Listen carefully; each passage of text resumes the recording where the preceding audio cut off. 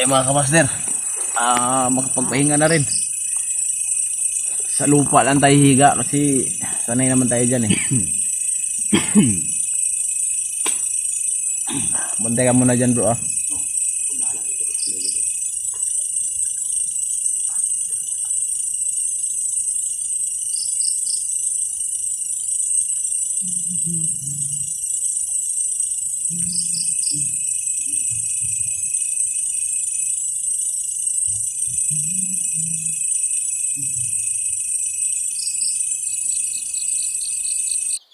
Bumangon ka, Hunters. Bangon. Ubus na ang iyong oras. Magmadali kayo. Bangon, Hunters. Bangon!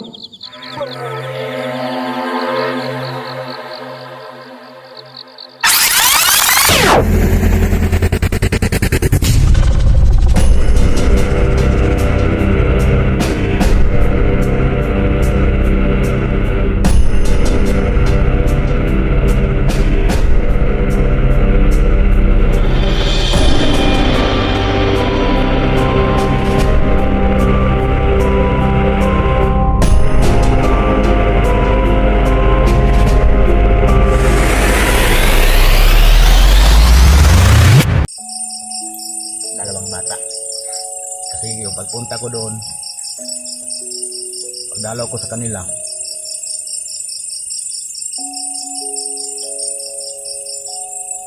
pagkita nila sa akin mga kaidol, lumakap sila sa akin ng mahigpit.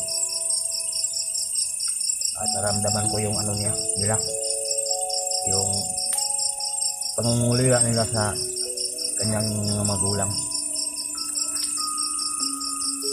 At nasasaktan ako yung pagtanong nila sa akin na kumusta na daw yung mag-ina niya, yung ina niya at saka yung kapatid pa niya na nandito sa bundok. At pagsagot ko nasagot ko lang din na kayo mag-alala.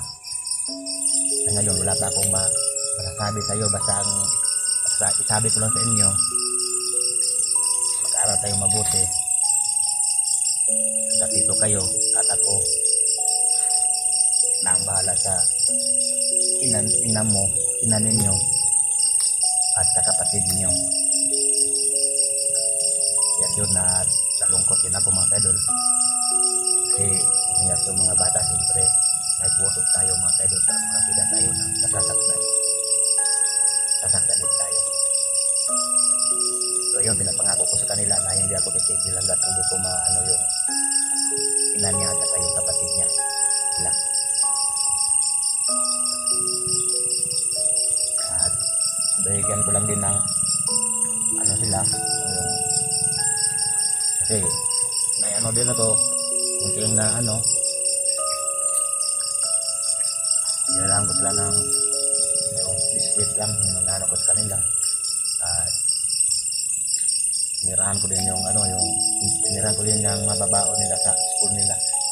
Kunti lang, hindi naman ano.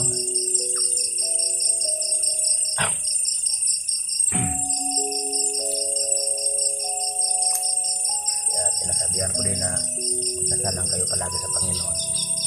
Mahal natin ang Panginoon.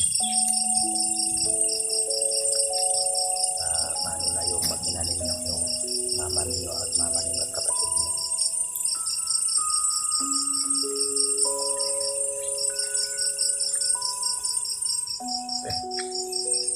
Kalaman din nandyan.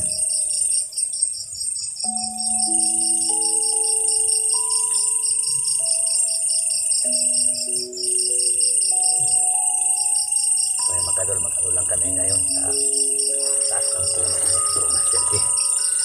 Nagkakabit lang kami ng duyan.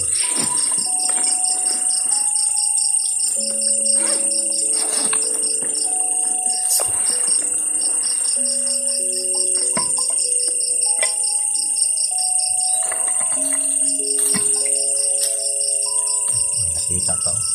May nakaligtas pa pala oh. Kaya hindi pa rin nakaligtas, nakita pa rin.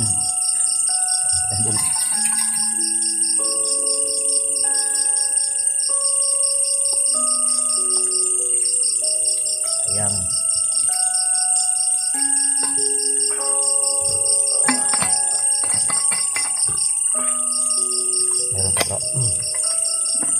Ilbad na mga kamaster. Kahit yun lang yung ano namin napunin. At least na anuhan yung sikmura namin. Na anuhan yung sikmura namin sa kagutuman.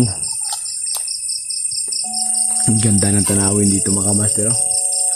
Dito kami sa itaas ng bundok. Kikita mo talaga yung mga star. Malalaki talaga. Pero hindi kami pwedeng tsaka mga kamaster yung try natin patayin yung ano ha. Wait lang. Natin ito banda. Pakita natin sa kanila. So yun mga kamaster ha. Patayin natin yung ano yung ilaw ng cellphone. Ipapakita namin yung puno ng kahoy na maraming alitap-tap. Wait lang. Patayin natin saglit. Saglit lang. Ayan. Kita nyo?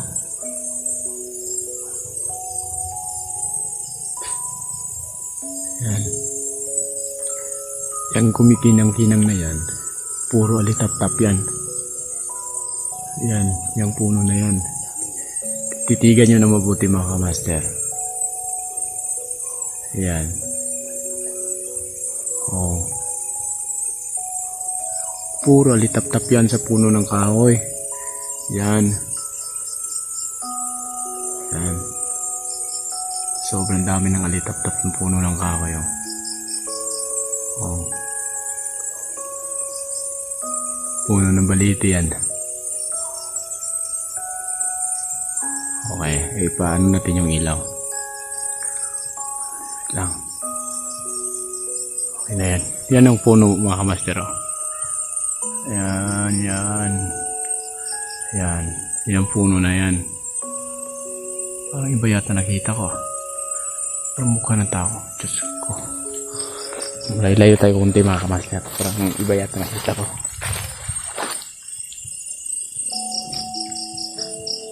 Hanap tayo ng ano siguro.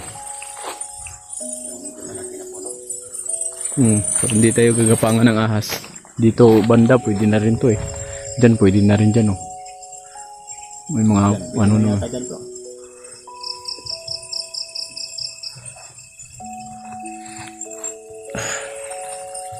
Hindi naman kami mag-ano mga kamaster. Eh pag medyo sisikat na yung araw, lalakad na naman kami. Kaya konting pahinga lang gagawin namin dito.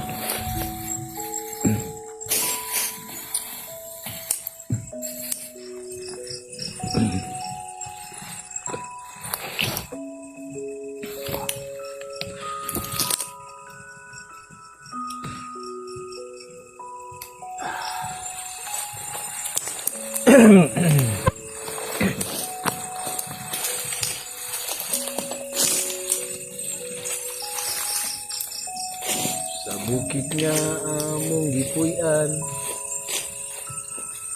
lisod kaayong agianan.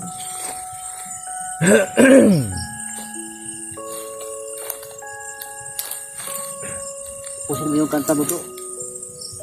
Yun lang yung alam ko bro eh. Yun ang alam ko. Yung kanta mo.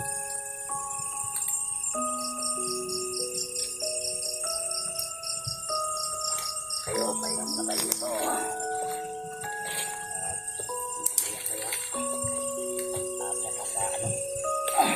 Puno.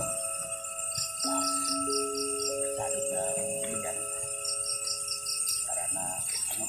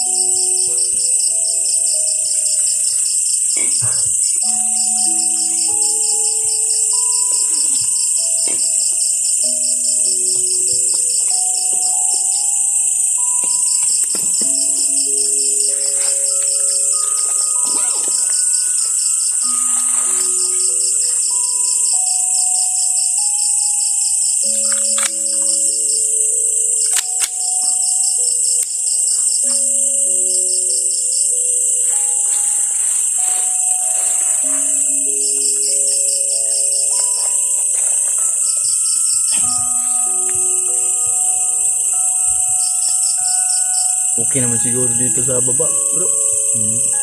Ganyan lang tayo matulog. Oh. Nakakatangan tayo ng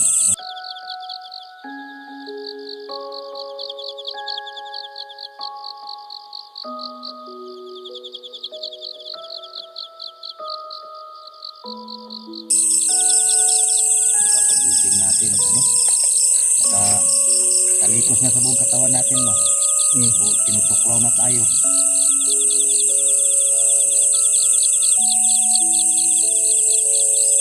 Pwede rin naman dito lang tayo sa baba na palitan lang tayo ng ano, Tulog. tulog. Baka kasi doon pag din tayo sa taas, baka may snipe tayo. Yun hindi naman siguro kasi yung mga kamaster sa ano lang po, ipapaalam lang po namin na medyo may kalayuan na po kami doon sa pinangyarihan naming enkwentro dati. Kasi talagang hindi kami tumitigil hanggang di namin nakikita si Sarge eh. Sayang lang mga kamaster, hindi namin nakunan yung pagbigay namin ng mga pagkain sa mga bata. Kaya tuloy hindi natin inasahan na kami yung inabot sa ganito na walang natira na pagkain. Pero okay lang yun kasi kagustuhan at alam namin na masaya kami doon sa ginagawa namin na pagtulong. Kaya ano pa rin tayo, bliss pa rin tayo na kahit sa ganitong kahirapan nakapagbahagi tayo ng pagkain sa mga bata doon.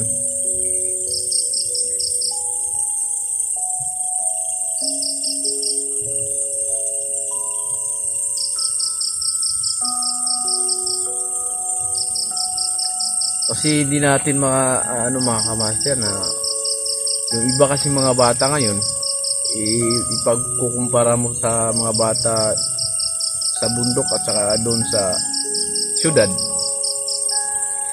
talagang may malaking ano talaga yung ikukumpara mo. Kasi yung mga bata sa syudad mga kamaster ay puro gadget lang ang alam eh.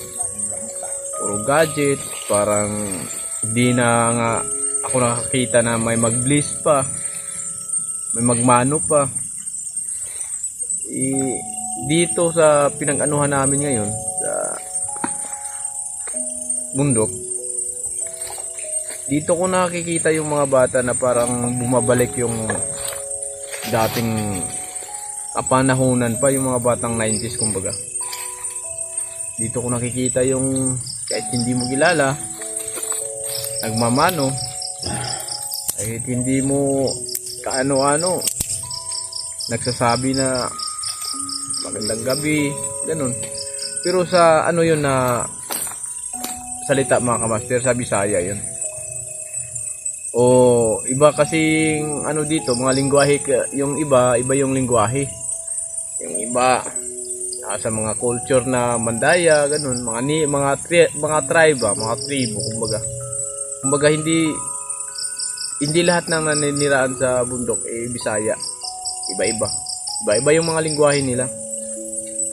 Pero isa lang yung ano nila, yung puso nila. Sobrang nakakataba lang ng puso. Isipin mo na pagdating namin doon, kinukuha yung kamay namin, nagbibless silang lahat. Tapos sinasabihan ka na kain tayo, may ano kami dito, ganyan. Kaya hindi na kami nagkuha ng hindi na kami nakakuha ng footage. Dahil parang naamis kami dun sa lugar na pinagpuntahan namin eh. Ayun, binuksan namin yung mga bag namin, natira pang pagkain, pinagbigay-bigay namin sa mga bata. Pinag-ano namin, saka nag-iwan lang kami ng konti lang na pananghalian. Pero ngayong hapunan, buto na lang ng kamansi kung tawagin dito sa amin yan eh. So okay pa rin. At least na yung sikmura natin eh. Nagkalaman yung sikmura natin kasi dito tayo lakas lang loob yung natin. Lakas ng katawan. Puhunan natin. Wala naman kasi nagbibigay na mga namin eh. Kung mga parang suporta na pagkain wala. ano lang kami, pag may mga mabubuting puso, ay ganun lang. Kaya kadalasan, pag kami ay may kunting naipon na pera, talagang bibili kami ng marami. Tapos ilalagay namin sa backbag namin. Dahil alam namin na pagdating ng bundok, may makikita at may makikita talaga kami dong mga bata. Yun. Pinaghati-hati namin. O, hatian mo si yung kapatid mo ba yan? Ganyan. Pinagbigyan namin lahat. Ayaw namin itatak sa isip ng bata na may kaguluhan sa paligid nila eh.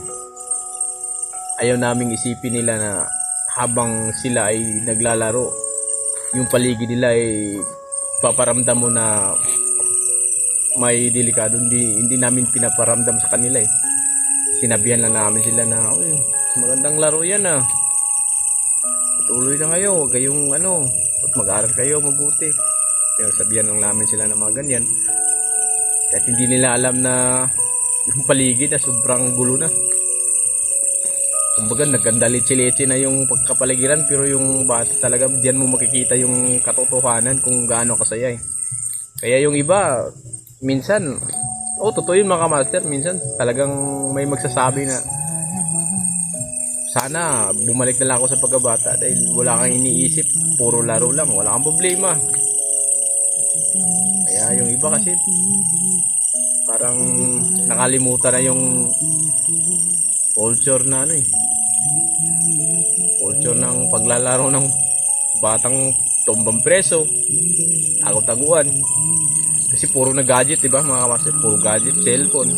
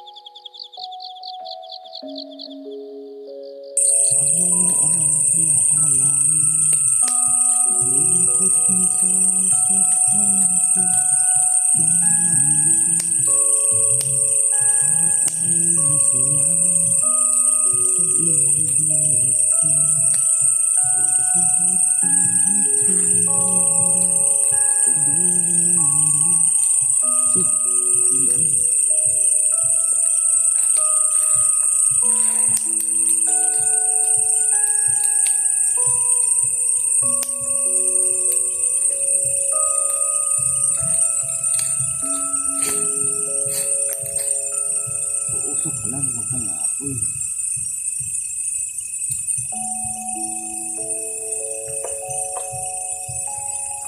Anong oras na ba?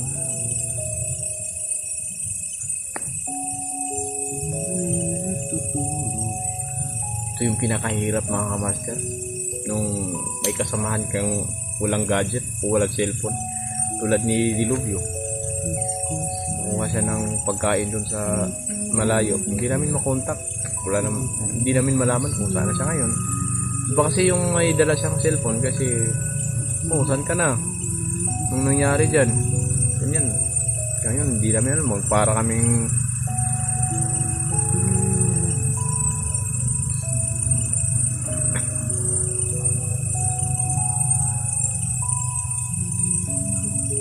Para kaming nag-aantay sa wala.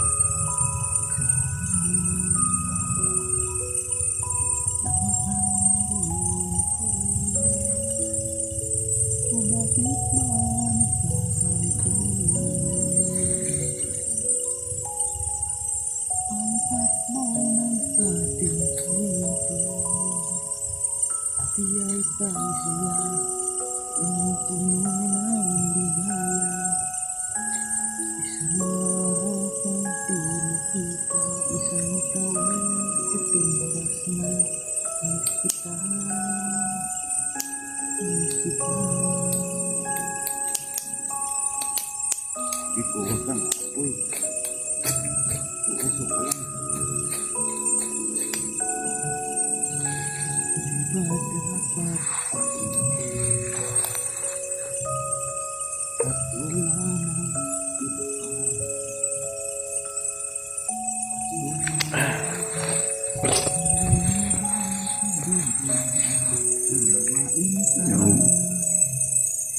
Ilang mahal kita, bakit ba nagkaganito?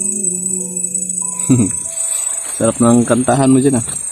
Ang takbo ng ating kwento, iya'y kalisiya, punong-puno ng hiligaya.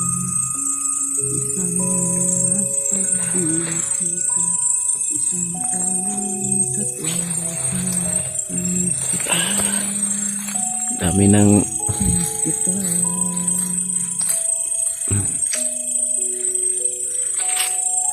Pagod na katawan mga ka-idol, ada natin sa kanta, biro-biro. Ngayon wala hindi pa nakabalik si Bro Dilubyo. Walang nagbibiro. kasi pag nandito yun, sigurado yun eh. Kanta na lang muna ako. Hindi mawawala ng kwento yun si Dilubyo. Wala yung pagod namin pagod ni Romas Kelvin. Kahit hindi naman sobrang ganda yung buhis natin.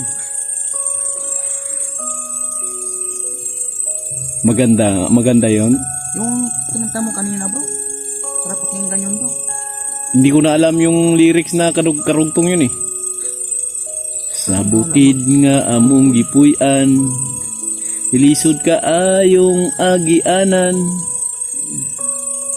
mga gamot lang latay-latayan. Anong... Hindi ko na alam yung ano eh. Sapa nga linaw, tayo lukso. Sapa nga linaw, na ay langaw ang iyang upaw. Ay, parang mali yata yun ah. Iyang upaw nga pirti kasinaw, na slide ang langaw.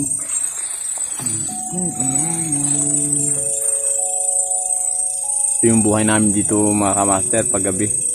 Kadalasan kasi paggabi na ayaw na namin mag-open cam. Kasi tinitipid namin baterya namin kaysa mag-open cam kami matutulog na lang kami. Pero ngayon nagawa namin mag-open cam gawa ng hindi pa bumabalik si Dilubyo. Tsaka yun nga, nag-ano kami ng hapunan namin na buto ng kamansi kung tawagin dito sa amin kasi parang nanginginig na yung laman namin sa gutom. Kanina pa kami naglalakad kasi. So ayun, may maganda pala akong balita mga kamaster. Hindi natin alam, baka bukas sa Makalawa o sa ibang ano pa, basta alam na namin kung saan si Sarge. Kaya itong ginagawa namin ngayon, hindi kami direktang dumiretso doon sa lugar kung saan nila dinala si Sarge. Lumihis kami upang kami hindi masundan. Kaya kampante kami na hindi kami talaga ano yung plano namin, mabubuking yung plano namin. Alam na namin mga kamaster kung saan nila dinala si Sarge, kaya parang yung plano na lang namin na kailangan naming mag-aabot talaga 4. Kasi hindi pwedeng kami lang para makuha talaga natin ang lubusan si Sarge at maibalik natin sa pamilya niya. Kung sa gano'n naman medyo ipalaylayo natin ng konti yung mga ano niya, doon sila sa ibang lugar. Importante hindi na sila magalaw. Para naman kung sa ganun hindi na siya madukot ulit. Tulad ng nangyari ngayon. Mahirap na. Survey namin mga kaidol ang lugar na safety namin na daanan pag withdraw namin pag makuha na namin si Sarge. Alam muna namin yung daanan namin talaga na clear. Clearing muna namin yung daanan namin.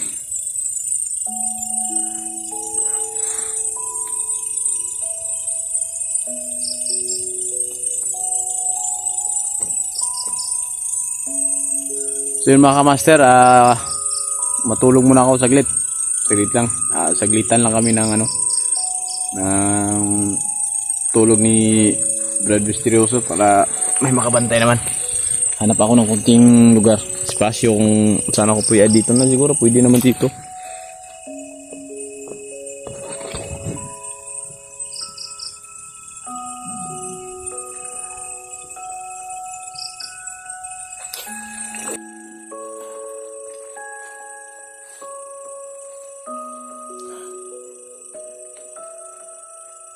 Higa tayo mga kamaster.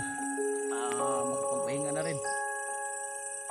Sa lupa lang tayo higa kasi sanay naman tayo dyan eh. Bantay ka muna dyan bro.